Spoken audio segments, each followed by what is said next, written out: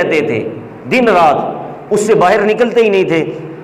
ایک مرتبہ اس طرح ہوا کہ ان کی والدہ حضرت جریح جو اللہ کے ولی تھے پہلی امتوں کے اندر، تو میرے نبی علیہ الصلوۃ والسلام نے فرمایا کہ ایک مرتبہ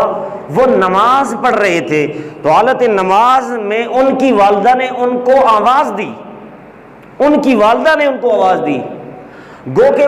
سیاستہ کے اندر روایت موجود ہے، میرے نبی نے فرمایا تھا کہ کاش میرے ماں باپ، لو ادرکتا والدیہ، ماں باپ میں اگر والدہ ہو یا والد ہو، والدین میں سے اگر کوئی زندہ ہوتا، یہ میرے نبی کی تڑپ اور میرے نبی کا جملہ بھی موجود ہے حدیث کے اندر، ہوتی اور میں عشاء کی نماز پڑھ رہا ہوتا، اور عشاء کی نماز میں وہ مقام جو قیام کا مقام ہوتا ہے جس میں سورہ فاتحہ جب بندہ پڑھتا ہے، ادھر بندہ پڑھتا ہے الحمدللہ رب العالمین، تمام تعریفیں اللہ رب العالمین کے لیے، ادھر بندہ رب کی حمد کر رہا ہوتا ہے اور ادھر رب بندے کی حمد کر رہا ہوتا ہے، ایسے اہم مقام پر میرے نبی نے فرمایا کہ میں عین اسی نماز میں سورہ فاتحہ پڑھ رہا ہوتا اور میری ماں یا میرا باپ ان میں سے کوئی کاش مجھے پکارتا تو میں نماز چھوڑ کے لبیک یا امی یا والدیہ کہہ کے میں اپنی اماں کی اور اپنے باپ کی آواز سننے کے لیے، پکار سننے کے لیے ان کی صدا پر لبیک کہتے ہوئے حاضر ہو جاتا۔ ایک تو یہ مقام ہے، اور ایک یہاں میرے نبی نے بخاری کے اندر حدیث نمبر 2482 اور بخاری کے اندر دوسری مقام پر 3436 دو مقام پر یہ حدیث موجود ہے۔ حدیث کیا ہے کہ حضرت جریج نامی جو شخص تھے، اللہ کے ولی تھے، ان کے بارے میں آتا ہے کہ جب ان کی والدہ نے ان کو آواز دی تو اس پریزگار نے سوچا، جو اللہ کا متقی ولی تھا جریج نامی بندہ، اس نے کہا ایک طرف تو رب کی بندگی ہے، ایک طرف تو رب کی بندگی ہے، عبادت ہے، اور دوسری طرف والدہ کی دعوت ہے۔ اب اس کے لیے، اس اللہ کے ولی کے لیے یہ سمجھنا اور اس پر عمل کرنا مشکل بن گیا کہ ایک طرف والدہ کا حکم ہے اور ایک طرف رب کی بندگی ہے۔ والدہ کا کوئی کام اگر کہنا چاہتی ہے تو اس نے فیصلہ کیا کیا، سنیے، اللہ کی بندگی اس نے کہا نہیں چھوڑوں گا، اللہ کی بندگی نہیں چھوڑوں گا، والدہ کی بات نماز سے فارغ ہونے کے بعد میں سن لوں گا اور پوچھ لوں گا۔ حضرت محترم، جس وقت اس بندے نے نماز کی حالت میں، نماز میں اپنی والدہ توڑ کر والدہ کی بات کو نہ سنا۔ ایک اور بات یہاں پر ایک مسئلہ سن لیجئے، اگر نفلی نماز آپ پڑھ رہے ہیں اور نفلی نماز میں آپ کے والدین آپ کو پکارتے ہیں تو آپ نماز توڑ سکتے ہیں، آپ نماز توڑ سکتے ہیں اور اپنے والدین کی بات کو سن سکتے ہیں، وہ کوئی کام کہیں کر سکتے ہیں، اور اس کام کے دوران آپ اگر کلام نہ کریں، سلام نہ کریں، تو جہاں سے نماز چھوڑی وہاں سے آپ نماز دوبارہ پڑھ سکتے ہیں۔ یہ اللہ رب العزت نے والدین کو مقام عطا کیا۔ اور اگر فرض نماز ہو تو علماء نے لکھا کہ ماں باپ اگر آپ کو بلائے تو آپ فرض نماز توڑ نہیں سکتے، اور اگر اللہ کا نبی بلائے تو نماز توڑ دیں گے۔ پھر مسئلہ وہی ہوگا جہاں سے آپ نے نماز توڑی، اگر قیام میں تھے تو قیام کے بعد 2 گھنٹے 4 گھنٹے نبی کے حکم پر جو بھی کرتے رہے، کرنے کے بعد پھر وہاں سے آ کر قیام میں ہی کھڑے ہو کر تم نے نماز پڑھنا شروع کر دی، دوسری رکعت یا تیسری چھوڑ کے گئے تھے، بقیہ نماز مکمل کریں گے، اللہ رب العزت تمام نماز کا ثواب عطا فرما دے۔ یہ 7 مسئلہ اس لیے بتایا۔ انہوں نے کیا کیا، یہ نفلی بندگی کرنے والے بندے اللہ کی بارگاہ میں پہنچتے ہیں، یہ نفلی عبادت کرنے والے، اور پہلے امتوں میں سے تھے، جریج نام تھا۔ موقف ان کا صحیح تھا کہ اللہ کی بندگی پہلے ہے، اللہ کی بندگی پہلے ہے، اور اس وقت اس میں انتقاء اور انقطاع، قطع کلامی نہیں ہونی چاہیے۔ لیکن ماں کو غصہ آ گیا، ماں کو، آپ کو پتا ہے والدین بوڑھے ہوتے ہیں، غصہ آ بھی جاتا ہے، کئی آپ نیک کام کرنا بھی چاہتے ہیں، اچھا کام، لیکن پھر بھی ماں باپ آپ کو ٹوکتے رہتے ہیں۔ یہی مسئلہ یہاں تھا، انہوں نے غصے کی حالت میں بد دعا دے دی، ان کی والدہ نے بد دعا دے دی۔ بد دعا کیا دی سنیے، بخاری کے اندر حدیث موجود ہے، میرے نبی نے فرمایا، حضرت جریج کی والدہ نے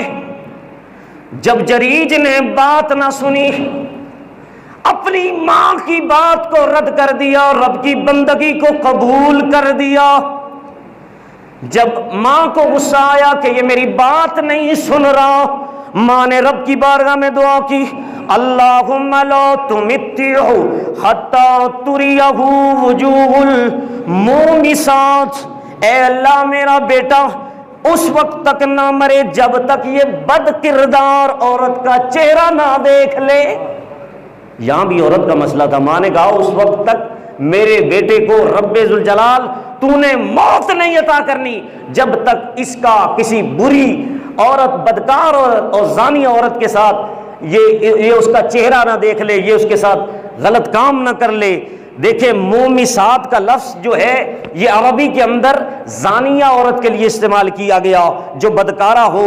فاحش عورت کو کہتے ہیں۔ تو کہنے لگی اے اللہ مرنے سے پہلے یہ بد کردار عورتوں کا منہ دیکھے، یہ دعائے نقصان تھی ماں کی طرف سے، جو غصے میں ایک ماں نے رب کی بارگاہ میں دعا کی، رب نے دعا قبول کر دی، وہ الفاظ رب کی بارگاہ میں مقبول ہو گئے۔ اور یہ عابد اور زاہد بندہ جو جرید نامی بندہ تھا اپنے عبادت خانے میں موجود تھا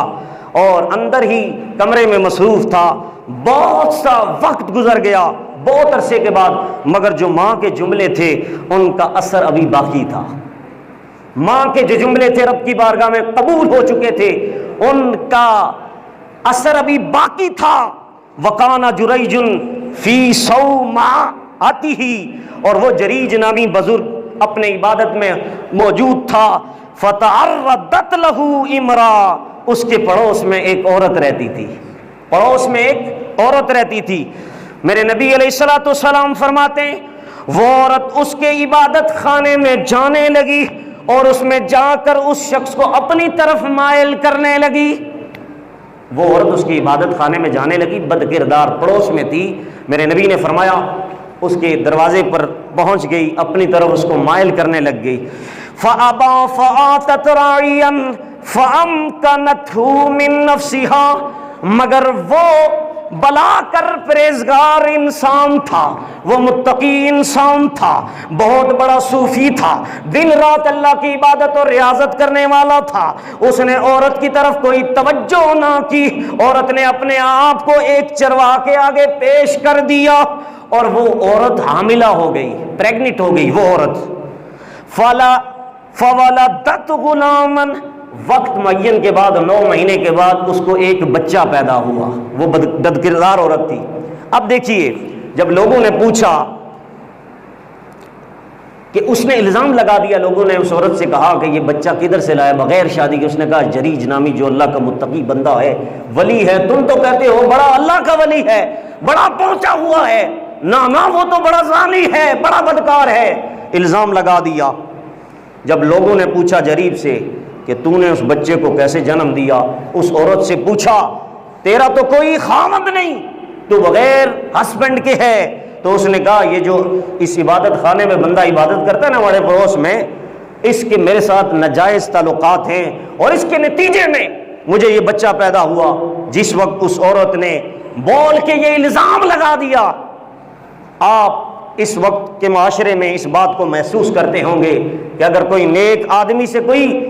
برائی ہو جائے تو اس پر رد عمل بڑا شدید ہوتا ہے، جس طرح مفتی عزیز الرحمان کا دیکھ لیں، مفتی عبدالقوی سے پوچھ لو، یہ بڑے بڑے مفتی کتنے بڑے بدنام ہیں، کرتے تو ہیں غلط کام، ان سے ہوئے ہیں۔ میں آپ کو بتاؤں کہ جہاں پہ مال ہوتا ہے چوری کا وہاں ہی چور آتے ہیں، اور جہاں ایمان نہیں ہوتا، مال نہیں ہوتا، وہاں چوری نہیں ہوتی۔ تو جتنے پڑھے لکھے زیادہ لوگ ہوتے ہیں، متقی ہوتے ہیں، ان پر شیطان زیادہ حملہ کرنے کی کوشش کرتا ہے۔ تو جو ہی اس طرح ہوا کہ اس کا رد عمل بڑا شدید تھا کہ اس ماحول میں بڑا ہی برا انداز ہوتا ہے کہ لوگ دیکھ کر کہتے ہیں کہ کیسا متقی بندہ تھا، ہر طرف شورا ہو جاتا ہے۔ تو لہذا اس عورت نے بول کے کہہ دیا کہ یہ میرا بیٹا جو ہے یہ حرام زادہ ہے، اور اس کی بنیاد یہ ہے کہ میرے اس پرہیزگار بندے نے میرے ساتھ ناجائز تعلقات قائم کیے ہیں، اور اس کے نتیجے میں یہ بچہ مجھے پیدا ہوا۔ لوگوں نے جب اس خاتون کی بات سنی تو انہوں نے کیا کیا، میرے نبی علیہ الصلوۃ والسلام نے فرمایا فاتوہ فکسروا صومعتہ، وہ لوگ اس کے عبادت خانے میں چلے گئے جس گھر میں اس نے مسجد بنائی ہوئی تھی، اس کا عبادت خانہ تھا، اس پر حملہ کر کے اس کی اینٹ سے اینٹ لگا دی،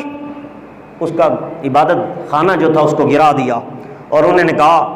عبادت کو تو نے آڑ بنا کر تو نے یہاں پر ہیرا منڈی قائم کی ہوئی ہے، بدکاری کا اڈا بنایا ہوا ہے، یہ الزام لگایا اس صدی کے اور بنی اسرائیل کے پہلے اس ولی پر یہ الزام لگا، لہذا سب نے پہلے اس کے عبادت خانے کو گرایا کہ نام کا عبادت خانہ تو نے بنایا ہوا ہے، اندر تو نے زنا کا اڈا کھولا ہوا ہے، بدکاری ہے، اور یہاں پر تو نے ایک چکلا کھولا ہوا ہے۔ انہوں نے کیا کیا؟ اس کی اینٹیں دیواریں گرا کر ملیاں میٹ کر دیا، بلڈوزر پھرا کر۔ اس وقت جب وہ باہر آ گیا تو جریج نے کہا مجھے چند منٹ دے دیے جائیں، کتنے؟ چند منٹ دے دیے جائیں اور میں اپنی تاکہ سچائی بیان کر سکوں۔ چند منٹ کے بعد اس نے کیا کیا؟ لوگوں نے مہلت دے دی، اس بندے نے وضو کیا۔ کیا کیا؟ وضو کیا۔ دیکھو جب بھی بندے پر آزمائش آ جائے، کسی نیک بندے پر، جب بھی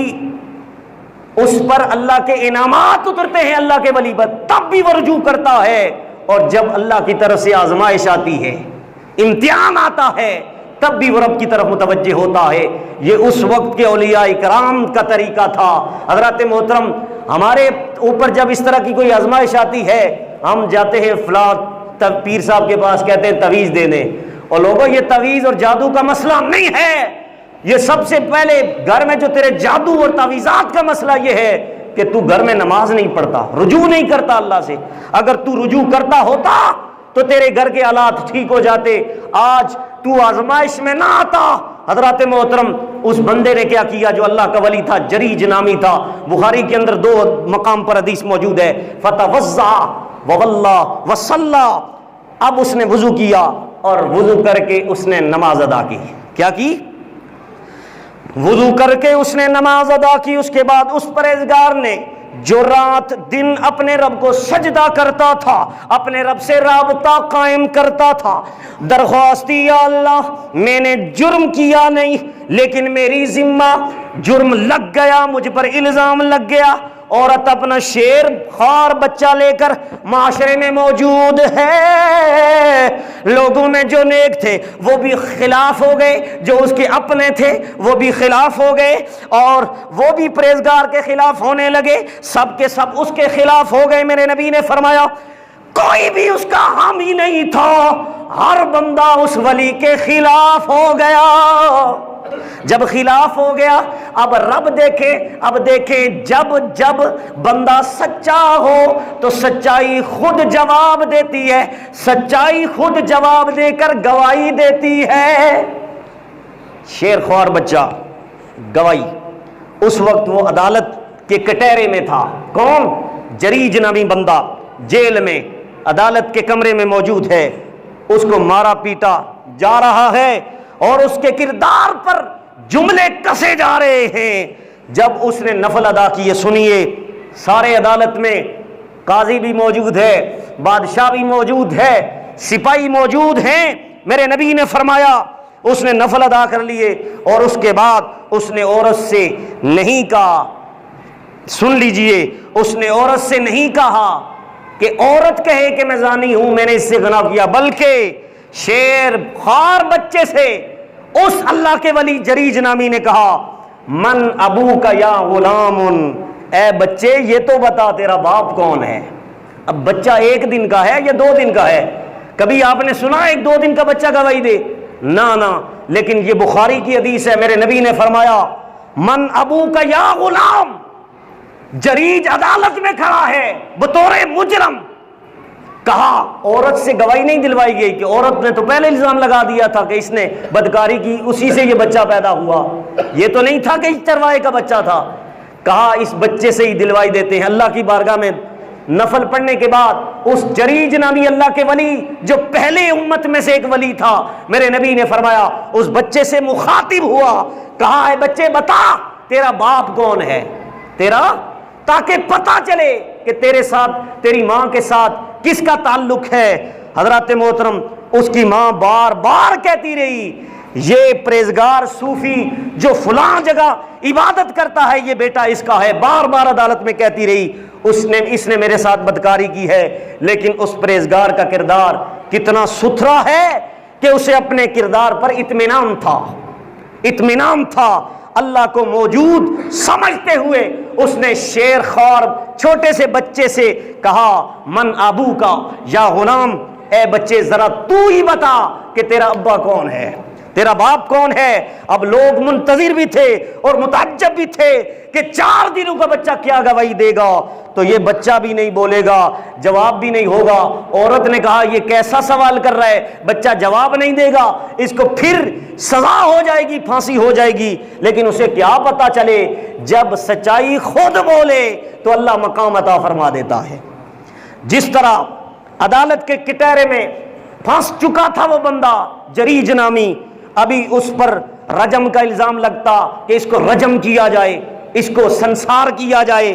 اب اس کو سزا دی جائے، لیکن اللہ کی قدرت کیسے بندے کی حمایت کرتی ہے، سچائی کیسے بولتی ہے۔ جریج کا بے داغ کردار سنیے، حدیث پاک کے اندر میرے نبی نے فرمایا، سید عالم نور مجسم جناب محمد رسول اللہ صلی اللہ علیہ وسلم فرماتے ہیں کہ جس وقت اس پرہیزگار نے بچے سے پوچھا من ابو کا یا غلام، اے بچے بتا تیرا باپ کون ہے، سنیے صحیح بخاری کے اندر 2 مقام پر حدیث موجود ہے، میرے نبی نے فرمایا کہ بچے سے جب جریج نامی اللہ کے ولی نے پوچھا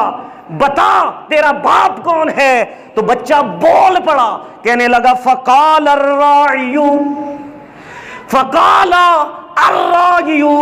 کہنے لگا میرا باپ چرواہا ہے، بکریاں چرانے والا ہے، تو نہیں ہے۔ پوری عدالت میں جس وقت اس بچے نے کہا کہ تمہارے عبادت خانے کے ساتھ جو چرواہا ہے تم جہاں عبادت کرتے ہو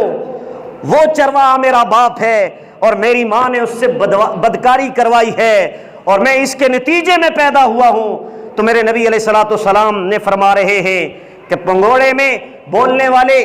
کئی انداز کے ہوتے ہیں کہ ایک طرف عیسیٰ علیہ السلام کی والدہ حضرت مریم وہ اپنے بچے عیسیٰ علیہ السلام سے کہتی ہیں فاشارت الی، وہ پنگوڑے میں جواب دیتے ہیں، اور دوسری طرف پہلے امتوں میں ایک ولی ہوتا ہے وہ جواب دیتا ہے۔ تو اللہ رب العزت اس کے توسل سے اس سچائی کو اس بچے کی گواہی پر فیصلہ کر کے اللہ رب العزت اس جریج نامی بندے کو اللہ رب العزت بے داغ کر دیتا ہے، اور اس کے کردار پر جو ایک داغ لگ جاتا ہے اللہ رب العزت اس کو کیسے صاف کر دیتا ہے۔ ادھر یہ بھی بچہ بولا ہے اور اپنی ماں کے کردار کو گواہی ستھرے انداز میں دی، اور ادھر یہ دوسرا جریج نام پر الزام لگانے والے کی وہ جو عورت تھی وہ بھی تو ماں تھی، لیکن اس کا کردار برا تھا، اس کے برے کردار کی گواہی اس بچے نے دی۔ ادھر عیسیٰ علیہ السلام کے بچے عیسیٰ علیہ السلام نے اچھے کردار کی گواہی دی۔ پتہ یہ چلا جب ماں غلط ہوتی ہے تو بچے کا کردار بھی غلط ہوتا ہے، اور ماں جب اچھی ہوتی